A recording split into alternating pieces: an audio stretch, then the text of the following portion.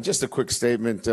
Was made aware of Tim Priester, and just our thoughts and prayers are with him and his family. He's been on the beat here for 30 years, so Notre Dame football and obviously everybody associated with our program has got him and his family in our prayers. So Tim's a battler, and we're with him. All right, let's get to the game. Obviously we're pleased with the win. Winning's hard, especially in November. And any time that you find a way to win football games, when teams are executing at a high level, which Wake Forest executed their offense extremely well today, you're very pleased. Having said that, this game, will humble you in a heartbeat if you take any of it for granted. And I think it was a great reminder for our players that, this game requires you to be 100% locked in at all times. And again, I think it comes at a great time with a win. So I think our guys have been able to get a win against an offense that played extremely well this evening. I think Walford was outstanding, and again, I think we take a lot from it with a win, with a dominating offensive performance too. I don't want to take anything away from Brandon Wimbush tonight. I think that the narrative of him being able to throw the football should change dramatically. He had a couple of drops out there that he would have easily thrown for close to 300 yards. So hopefully that has been put to rest. I love this grit and his toughness. Gets hit pretty hard right before the half, and I try to keep him out of the game in the third quarter, but he had no thoughts of that. He wanted to get back in the game, so put a pad on his hand and went back in the game, and showed great grit and great leadership. So great game by Wimbush. And again, the ability to run for over 300 yards again, and then obviously we're pleased that we were able to throw for over 300. So again, hard to win, great win in November. Our guys learned a lot tonight with a W, and a lot of respect for what Wake Forest did tonight offensively. It was a very, very good performance by their quarterback John Walford and what they did offensively. So with that, we'll hit with questions. Brian, what exactly was Wimbush's injury, and what's the status of Josh Adams, and could he have gone back in? Yeah, we were just really cautious with Josh. Brandon had a pretty large contusion to his left hand. We got an X-ray; it was negative. And then it was just a matter of controlling the swelling. And, he was able to, feel like he could get back in there. We did have one play under center that we would like to have taken back because it was difficult for him to grip the ball from under center. But, again, Josh was really being conservative. He was not ruled out of the game other than him not just feeling right. He had a busy week. He made all those hats by himself this week. Stayed up late. No, he had a busy week with exams.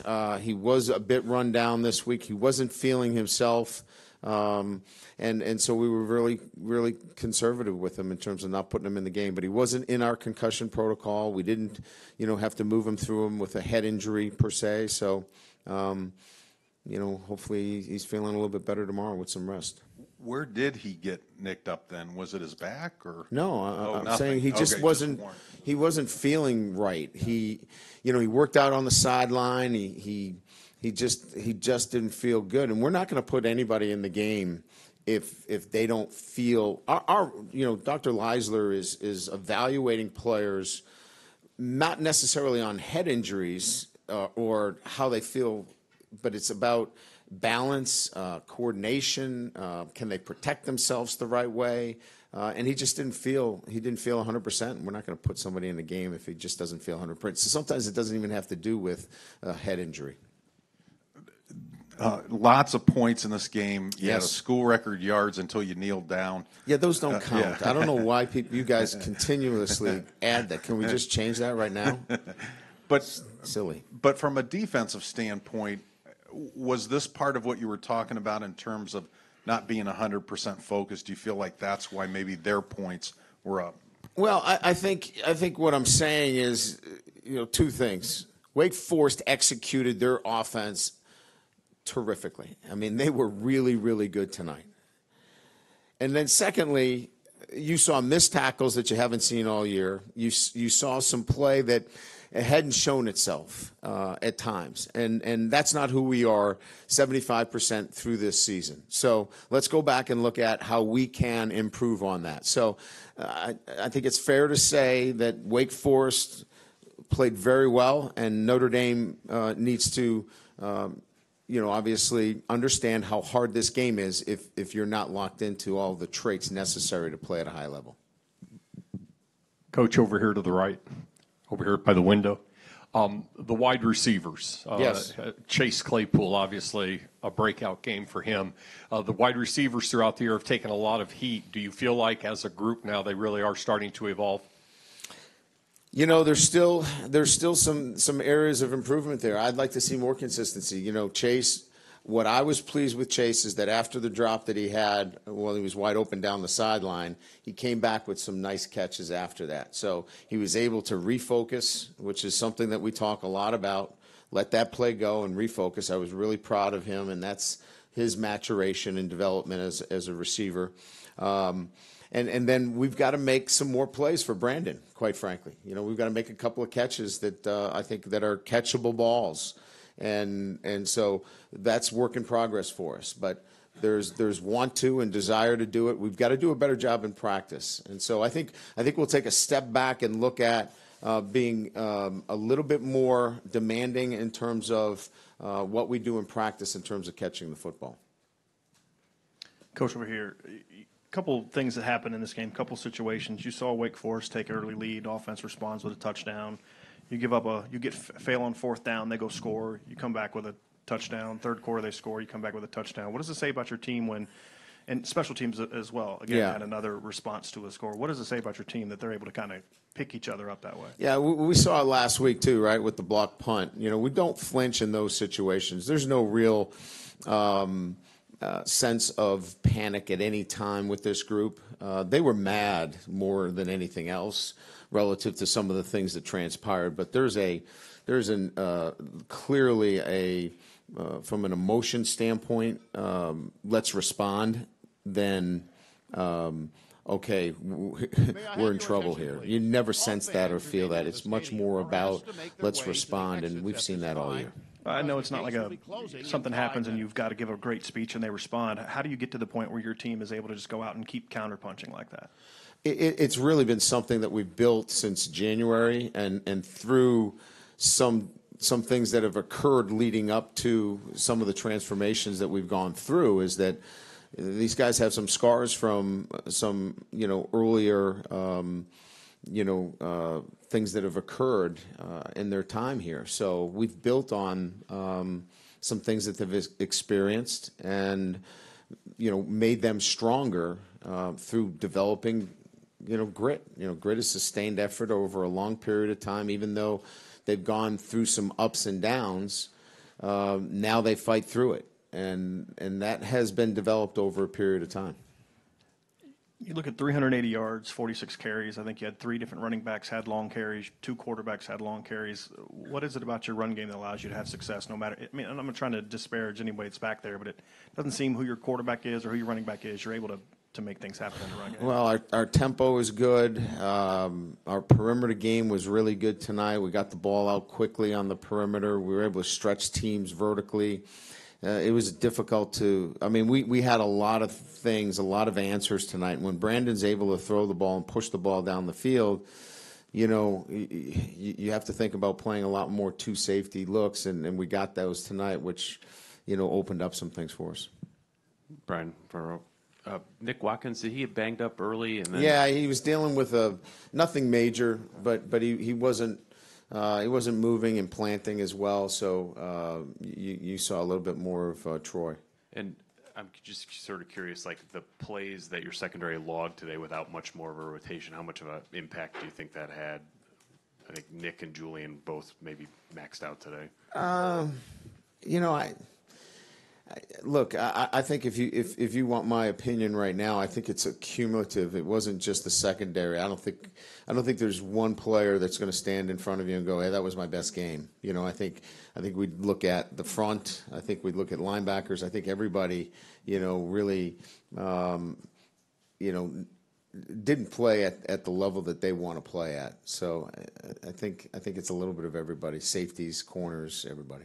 And the Ian Book touchdown pass right before halftime. Talk about that play call. Your backup comes in. Most people would assume you're just going to hand it off there. Yeah, Brandon was not happy about that. I got to tell you that. He had been repping that play. We knew they were going to jump into double eagle down there, and we were going to get, we had the wing, the thunder formation, and we knew we were going to be pretty open on that play. And Book knew he was getting a touchdown on that play. So it was a pretty easy call. We had been working on it. We knew if we got into that situation, we wanted to score and kind of get a nice touchdown right before the half. And game balls today? It went to Wimbush. Thanks.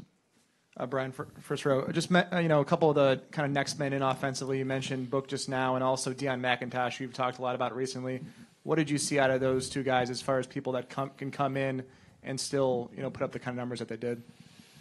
Yeah, I think I said this last week. Before we know it, Deion McIntosh is going to have 1,000 yards. I mean, he just keeps coming in and doing a nice job for us. I think, Dexter, you saw clearly he still can't fire the way we want him. He had a nice opportunity, and he couldn't fire the way we wanted him to. So, with Josh down and we wanted to change the pace a little bit, and Deion offers us that. So he did a great job coming in there. Ian, as we all know, he's already won a Power 5 game. We have a lot of confidence in him. So our offense moves pretty good when he's in there. Brian, Julian Love again with another interception, almost another pick six. I think it was like 3 pass breakups. How has he just been able to maintain this consistency almost every game?